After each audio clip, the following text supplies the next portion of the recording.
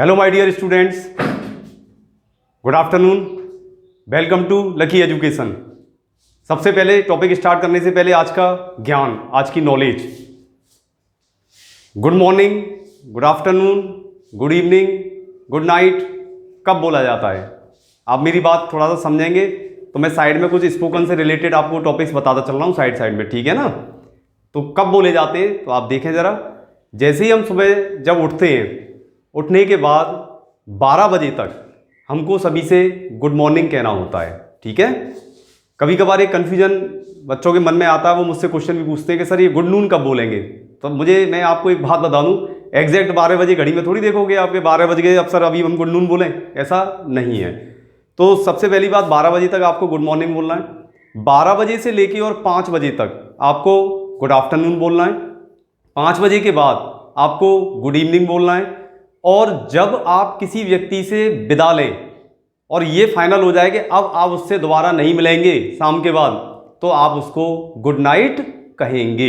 ये आज आपके लिए ज्ञान की बात रही, क्योंकि मैं बहुत जल्दी ही, बहुत कम टाइम में ही आपको स्पोकन मोड में और लेके जाऊंगा। तो मेरी इन छोटी छोटी चीज़ों को आप जरा ध्यान रखें। मैं रोज़ एक नई चीज़ बता देता हूँ आपको। आज का ये ज्ञान है आपका, नोट कर लेना, जरूर ध्यान रखना है इसको, ठीक है? अब आज जो मैं आ रहा हूँ, जो मेरा टॉपिक है, one of the most important topic, आप ढंग से समझ लेना इसको, क्योंकि इसको यदि आप एक बार समझ गए तो शायद आज के बाद आपका कॉन्फिडेंस लेवल बहुत ज़्यादा बढ़ने वाला है। इसलिए हर स्टूडेंट से मैं एक बात कहना चाहूँगा कि जैसे ही वो स्टार्ट करे इस वीडियो को, तो लास्ट तक जरूर देखना इसको, नहीं तो बीच में यदि आपने बंद किया तो आपको जो आज तक आप नहीं समझ पाए वो नॉलेज आपकी फिर अधूरी रह जाएगी। और बड़े आराम से मेरा ये वीडियो चलेगा पूरा।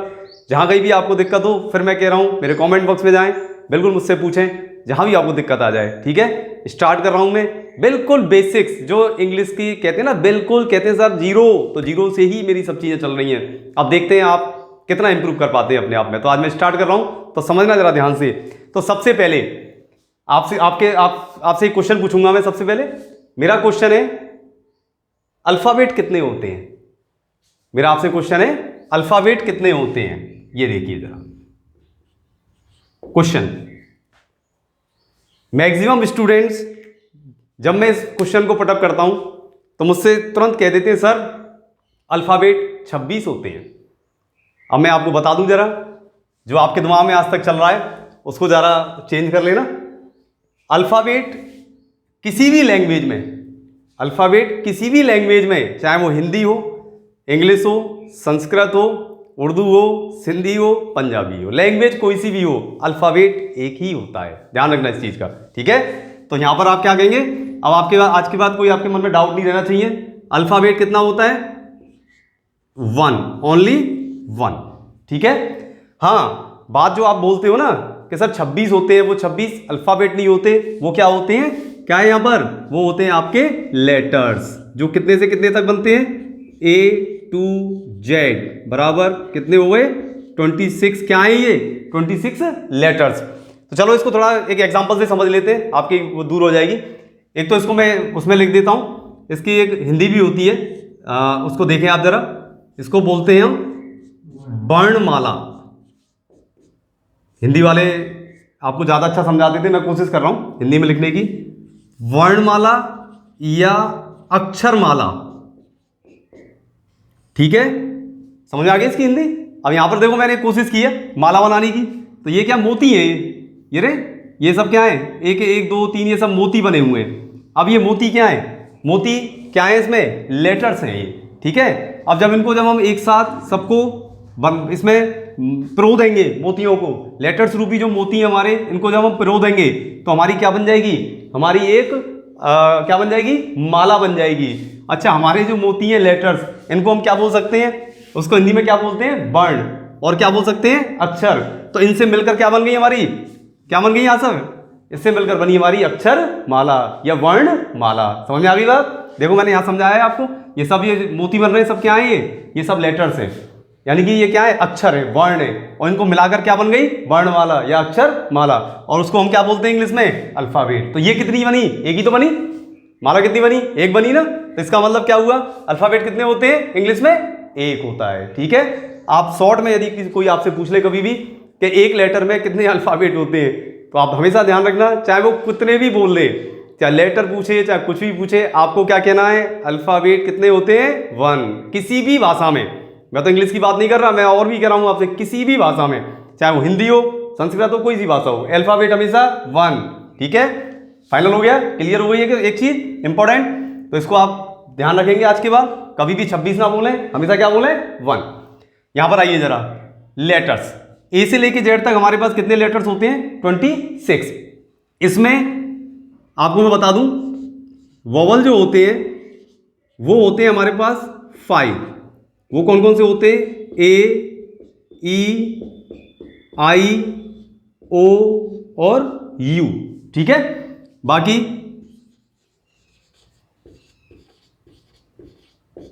रिमेनिंग कितने होते हैं, 21। ये क्या हो गए आपके, ये होते हैं आपके, इसको हिंदी में क्या कहेंगे, व्यंजन।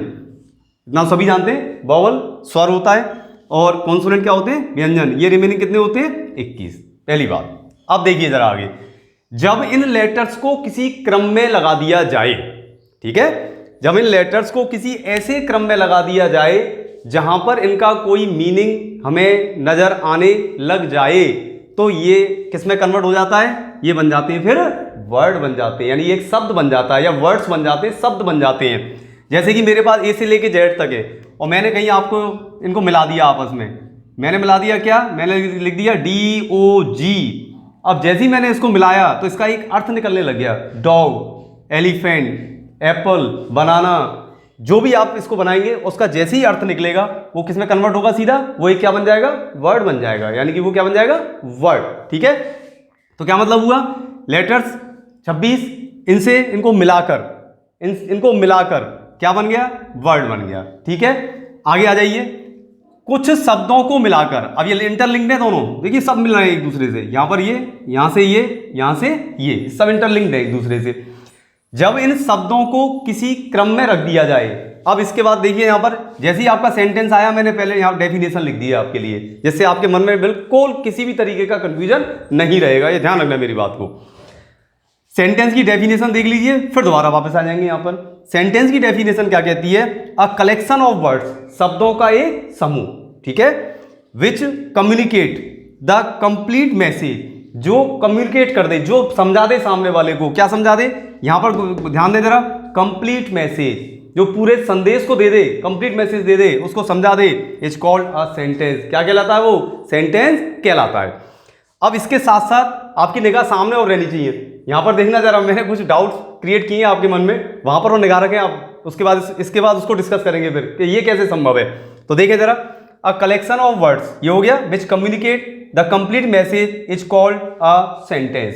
क्लियर, एक ऐसा समूह, एक ऐसा शब्दों का समूह जो पूरे हमारे मैसेज को, हमारे संदेश को पूरा कन्वे कर दे, समझा दे सामने वाले को, हमेशा क्या कहलाता है, एक सेंटेंस कहलाता है।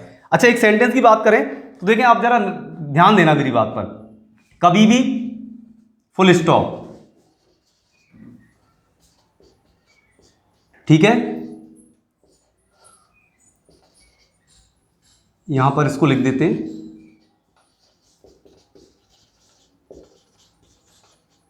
क्वेश्चन मार्क,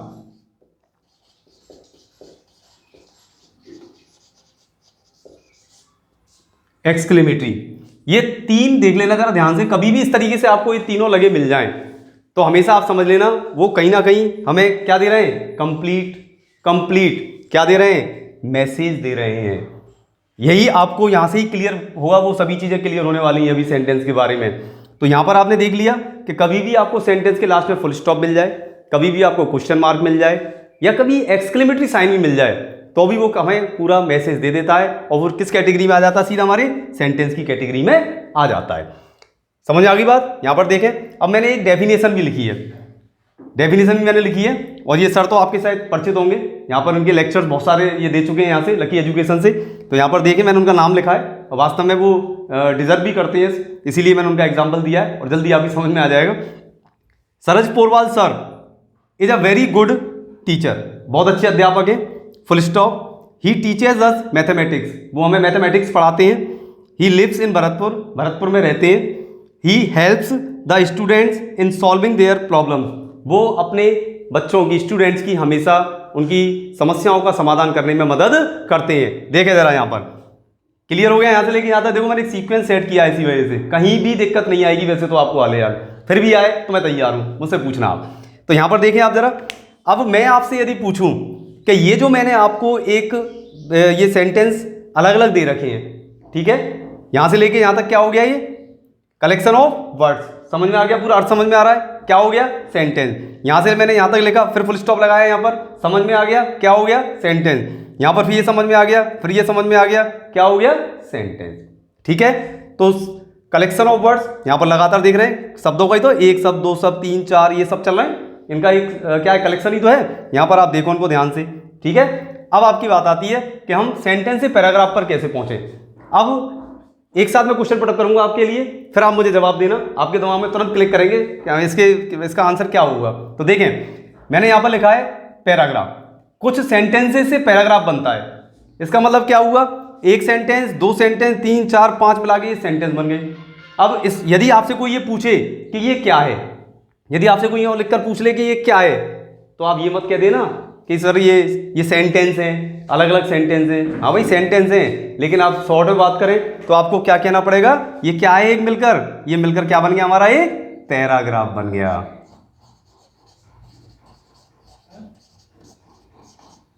ये हो गया हमारा एक पैराग्राफ। समझ आ गई बात?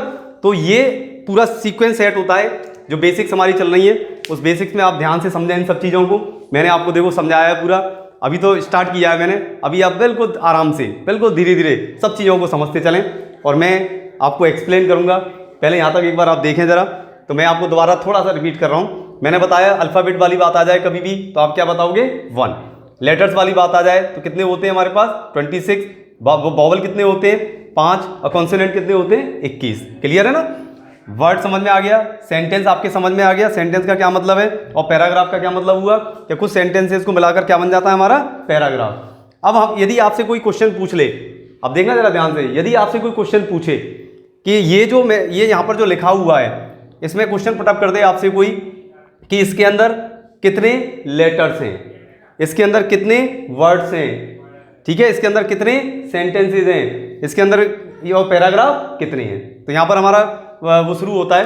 तो इसके अंदर आप देखें जरा, क्या पूछ सकता है आपसे कोई, क्या क्वेश्चन पुटअप हो सकते हैं आपसे? देखें जरा, सबसे नंबर 1, लेटर्स कितने हैं। अब डायरेक्ट मैं बता रहा हूँ, ध्यान से सुनना जरा, लेटर्स कितने हैं। देखिए जरा, काउंट कर रहे हैं अपन, देखें जरा, लेटर्स की क्या वो थी? ए से लेके जेड तक कितने होते हैं? 26। तो काउंट कर लें, तो देखिए लेटर्स कितने हो गए? 1 2 3 4 5 6 7 8 9 10 11 12 13 14 15 16 17 18 19 20 21 22 23 24 25। काउंट हो गए यहाँ तक? 25 हो गए। इसी तरीके से आप काउंट करेंगे, इसी तरीके से आप काउंट करेंगे। देखिए अभी मैंने यहाँ पर ये पूरा आपका हर चीज़ आपको एक्सप्लेन की है मैंने यहाँ पर।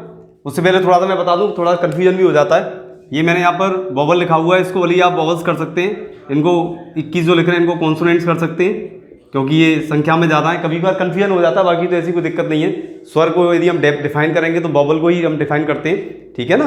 कॉन्सोनेंट बोल देते हैं तो कॉन्सोनेंट को डिफाइन करते हैं, क्योंकि यहाँ 5 है तो वॉवल्स बोल देते हैं, कॉन्सोनेंट ज़्यादा है तो 21 बोल देते हैं। वो कोई ऐसी दिक्कत वाली बात नहीं है, फिर भी मैंने लिख दिया इस तरीके से, क्योंकि छोटी छोटी चीज़ें कन्फ्यूजन क्रिएट कर देती है, वो नहीं होना चाहिए आपके, ठीक है। अब यहाँ पर आ जाए मेन उस पर अपने, तो यहाँ पर देखें ज़रा, मैंने यहाँ पर एक आपके लिए पैराग्राफ लिखा था। अब देखिए ये सब चीज़ क्लियर होने वाली है अब आपकी एक साथ। अब देखो ज़रा, मैंने यदि आपसे कहा कि स्टूडेंट्स सभी ध्यान से देखें कि टोटल लेटर्स कितने हैं, लेटर्स कितने होते हैं ए से लेके जेड तक 26। तो आपको क्या करना है? एक एक लेटर काउंट करना है। तो टोटल लेटर्स कितने हो जाएंगे इसके अंदर जब आप काउंट करोगे? कितने हैं? 112, 112। अब आपको देखना जरा, बिल्कुल क्लियर होगी चीज। टोटल वर्ड्स कितने हैं? देखिए यहां पर आ जाइए, टोटल वर्ड्स कितने हो गए? 1 2 काउंट ऐसे काउंट करोगे तो ये हो जाएंगे आपके 24। टोटल सेंटेंसेस कितने हैं इसके अंदर? 4। और पैराग्राफ कितने हैं? 1। हो गया क्लियर पूरा? तो कैसे हमने सेट किया। और बात आती है कि भाई अल्फाबेट हमेशा क्या हो गया? अल्फाबेट 1 होता है हमेशा, ठीक है। तो आज आप देखिए जरा, मैंने यहाँ पर आपको इतना मैंने बता दिया है, और अब मैंने इसका एग्जाम्पल भी दिया है, ये आपको दिख रहा है आपके सामने। इसको मैंने पूरा यहाँ नीचे लिख दिया है, इसको देखें आप ध्यान से ज़रा। अब मैं आगे आ रहा हूँ अपने सामने वाले उस पर, उधर ज़्यादा ध्यान से समझ लेना। यहाँ तक क्लियर हो गया होगा, यहाँ तक मुझे उम्मीद है। लेकिन अब मैं यहाँ से लेके मैं आगे चल रहा हूँ, उसको देखें ज़रा ध्यान से। मैंने यहाँ पर लिख दिया था फुल स्टॉप, क्वेश्चन मार्क या एक्सक्लेमेटरी, जो भी सिंबल हम लगा देते हैं ये भी अपने आप किसको रिप्रेजेंट कर देते हैं, सेंटेंस को रिप्रेजेंट कर देते हैं। तो यहाँ पर हम चल रहे हैं एक एक करके इसको देखते हैं कि इज इट पॉसिबल, यहाँ पर आ जाते हैं अपन। अब देखो जरा क्या निकल के आती है चीज कि क्या ऐसा संभव है, क्या ऐसा संभव है। ये आप जैसे स्टूडेंट्स की क्वेरी है, आपने ही पूछा है मुझसे। इस समय मैंने आपको अभी शुरू किया है, इससे पहले जो मेरे बैचेज में स्टूडेंट्स थे उन्होंने, कुछ स्टूडेंट्स आते थे उन्होंने पूछा सर हमें कन्फ्यूजन रहता है बहुत ज़्यादा, और इससे पहले मैंने कभी यूट्यूब पर ऐसा कोई वीडियो वगैरह डाला नहीं, तो बच्चों को मैंने डायरेक्ट ओरली समझा दिया। जो बैचेज मेरे बैचेज चलते थे उसमें जो स्टूडेंट्स आते थे, आज मुझे मौका मिला है आपको समझाने का, तो मैं पूरा एकदम आपके लिए सब चीज़ों को एक्सपोज कर रहा हूँ। तो इसको देखें ज़रा ध्यान से कि इज़ इट पॉसिबल, क्या ये संभव है। अब आप बताएंगे क्या ये संभव है या नहीं है। अब तो आप बहुत जल्दी समझ जाएंगे कि एक लेटर का एक वर्ड हो सकता है, क्या एक लेटर का एक वर्ड हो सकता है। इज इट पॉसिबल, यस और नो। यस, बिल्कुल संभव है, एक लेटर का एक वर्ड हो सकता है। आ जाइए यहां पर टोटल वर्ड 1 2 3 4 5। एक देखिए जरा, ए क्या है यहां पर, ए क्या है, एक क्या है, ए एक लेटर है। लेकिन जब सेंटेंस में ये आता है, जब सेंटेंस में इसको हम लिखते हैं तो ये कलेक्शन ऑफ वर्ड्स बन जाता है, शब्दों का एक समूह बन जाता है, क्योंकि ये भी हेल्प कर रहा है एक सेंटेंस को पूरा करने में। तो यहां पर ए क्या है, एक लेटर है, और एक लेटर मिलकर क्या बना रहा है, एक वर्ड बना रहा है। तो ये बिल्कुल क्या है, ये बिल्कुल संभव है। ठीक है, बिल्कुल बिल्कुल संभव है कि एक लेटर भी क्या हो सकता है, एक वर्ड हो सकता है। नंबर सेकंड पे आ जाइए, क्या एक वर्ड एक सेंटेंस हो सकता है। मोस्ट इंपॉर्टेंट, बताइए यस और नो, क्या संभव है। असंभव सा लग रहा हो अभी तो, जो लग रहा हो आपको इम्पॉसिबल है सर, ऐसा कैसे हो जाएगा। देखते जरा कैसे पॉसिबल होता है। देखिए जरा, एक सेंटेंस में लिख रहा हूं, फिर आप मुझे बताना कि कैसे संभव है। अब एक वर्ड बराबर एक सेंटेंस, मैंने कहा पॉसिबल है, हाँ संभव है। कैसे संभव है, बात आती है कैसे संभव है। तो देखिए जरा, आपने किसी से पूछा, आपने अपने मित्र से पूछा, यहां पर सपोज कीजिए आप हैं, ठीक है, आप अपने फ्रेंड से पूछ रहे हैं कि are you going to school today, क्या आप स्कूल जा रहे हैं, क्या आप आज स्कूल जा रहे हो। Are you going to school today, आपने मित्र से पूछ लिया, मित्र ने जैसे ही जवाब दिया क्या, यस, हाँ। आपने तो क्वेश्चन किया उससे, उसने क्या जवाब दिया, यस। जैसे ही उसने यस जवाब दिया, आपकी बात पूरी समझ में आई या नहीं आई, बताइए जरा, आपको समझ में आ गया नहीं आया। उसके यस कहने से आप कंफ्यूज हो रहे हैं क्या, हो रहे हैं कंफ्यूज, नहीं हो रहे। जैसे ही उसने यस बोला, यस क्या हुआ, बाई ई एस, लेटर्स का एक समूह, क्या बन गया, क्या बन गया, यहां पर क्या बन गया, वर्ड बन गया। ठीक है ना, वर्ड है, लेकिन ये अपना पूरा अर्थ दे रहा है, ये बात ध्यान रखना, ये अपना क्या दे रहा है, पूरा अर्थ दे रहा है। और जो पूरा अर्थ देता है वो किस कैटेगरी में जाता है, वो जाता है, देखिए कौन सी कैटेगरी में जाता है, कंप्लीट मैसेज। जो पूरा अर्थ दे देता है वो जाता है हमेशा सेंटेंस की कैटेगरी में। तो जहां पर जैसे ही इसने यस बोला, आपकी पूरी बात समझ में आई, कंप्लीट मैसेज आपको मिला। जैसे ही कंप्लीट मैसेज आपको मिला तो एक वर्ड बराबर क्या हो गया, एक सेंटेंस बन गया, हो गया संभव। ये आपको ढंग से समझना है कैसे हुआ, देखें जरा और आगे चलें और देखते हैं जरा। देखिए, आपने किसी के सामने प्रपोजल रखा, सेल आई ब्रिंग यू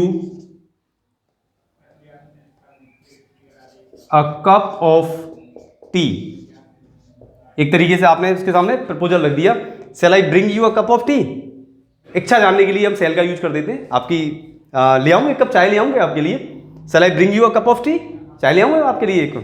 सामने वाले ने जवाब दिया ओ श्योर, वो कह रहा है खुश हो गया, मतलब वो खुश होकर उसने जवाब दिया ओ श्योर, बिल्कुल ले आओ।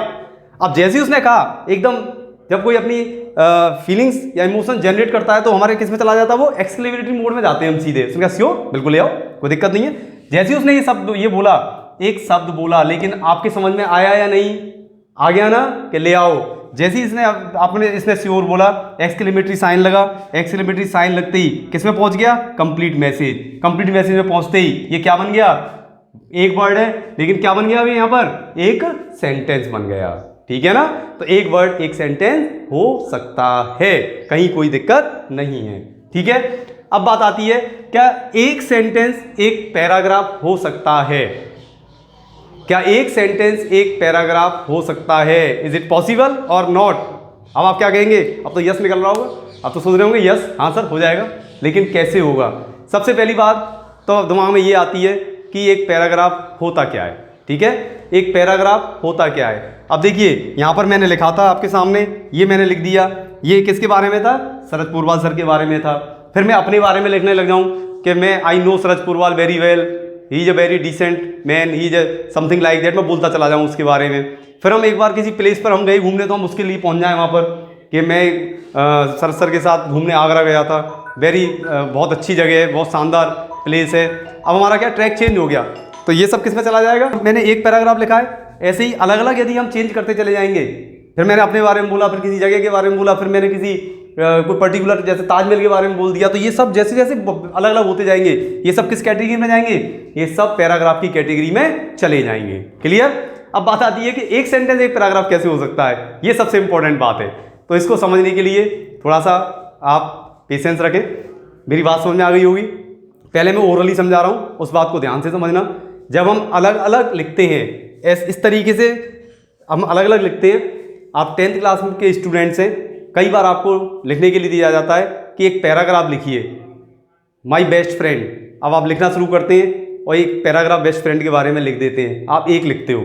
फिर कभी कभार आपसे कोई कह दिया जाता है कि कोई स्टोरी लिखिए, तो उस स्टोरी के अंदर जब जब आप फुल स्टॉप के बाद पैराग्राफ चेंज करते हो, तो पैराग्राफ ही तो चेंज करते हो, आप कहते हैं ना पैराग्राफ चेंज कर, फिर पैराग्राफ चेंज, तो चाहे लेटर लिखें, स्टोरी लिखें, चाहे कुछ भी आप लिख रहे हो, जब जब कोई आप सब्जेक्ट को चेंज करते हो, अलग मोड पर लेकर आते हो, तो वो किस में चला जाता है? पैराग्राफ में चला जाता है। तो एक पैराग्राफ, दो पैराग्राफ, तीन पैराग्राफ। लेकिन यहाँ कैसे संभव होगा एक सेंटेंस एक पैराग्राफ कैसे होगा, उसको मैं शॉर्ट में समझा रहा हूँ। जब हम किसी पैराग्राफ को लिखना शुरू करें, यानी कि पैराग्राफ का मतलब क्या हुआ, पैराग्राफ हमने लिखना शुरू किया, लेकिन एक बात आपको ध्यान रखनी पड़ेगी, यदि उस पूरे पैराग्राफ में कहीं पर भी बीच में फुल स्टॉप नहीं लगे, हमने स्टार्ट किया और स्टार्ट से लेके और लास्ट में जाके सीधा फुल स्टॉप लगे, उससे पहले कुछ भी नहीं लगे सिवाय कॉमा के, जब फुल स्टॉप एक लगा होगा, यानी कि एक पैराग्राफ में केवल एक फुल स्टॉप लगा हुआ होगा, तो वो पैराग्राफ किस में कन्वर्ट हो जाता है? वो एक सेंटेंस में कन्वर्ट हो जाता है। यानी मैंने लिखना शुरू किया अपने बारे में, मैं लिख के बताऊंगा, पहले मैं ओरली समझा रहा हूँ। ओरली समझ में आ गया आपके कि जब हम कोई चीज़ लिखना शुरू करें और लिखने के बाद हम डायरेक्ट फुल स्टॉप ही लगाएं, उसमें बीच में केवल हम कॉमा लगाएं, तो हम उसको केवल और केवल एक सेंटेंस मानते हैं। ठीक है ना, एक सेंटेंस में काउंट करते हैं, और एक सेंटेंस किसके बराबर हो जाता है? एक पैराग्राफ हो जाता है। ध्यान रखना, एक सेंटेंस क्या बन जाता है? एक पैराग्राफ बन जाता है, क्योंकि सेंटेंस हमने लिखना शुरू किया, केवल लास्ट में हमने उसमें क्या लगा दिया? Full stop. तो एक सेंटेंस काउंट हुआ वो पूरा, लेकिन बना क्या? वो एक पैराग्राफ बन गया। क्लियर होगी बात? ये आपको ध्यान रखना है विशेष रूप से, क्योंकि पैराग्राफ जो होते हैं वो तो अलग अलग होंगे, बिल्कुल अलग अलग हम लिखते हैं, लेकिन एक सेंटेंस की जब डेफिनेशन, एक सेंटेंस की बात आएगी तो हम एक ही लिखेंगे उसको केवल, और वो एक स्टार्ट होगा और वहीं उसका लास्ट एंड हो जाएगा, वो एक सेंटेंस में काउंट होगा। और एक सेंटेंस बराबर किसके हो जाएगा? एक सेंटेंस किसके बराबर हो जाएगा? एक पैराग्राफ के बराबर हो जाएगा। अभी मैंने ओरली समझाया, फिर मैं इसको रिटन में एग्जाम्पल देके आपको समझाऊंगा। उसको जब तक आप इन सब चीज़ों को देखें जरा ध्यान से समझें, उसके बाद उसको मैं आपको पूरा एक्सप्लेन करूंगा। ठीक है, वीडियो को आप बिल्कुल जैसे ही स्टार्ट करें लास्ट तक बिल्कुल बिना ब्रेक किए हुए देखना है आपको, तब जाके आपको मेरा अगला जो पार्ट है इसका वो समझ में आएगा। ठीक है, till then keep watching my video, stay home, stay safe, thank you.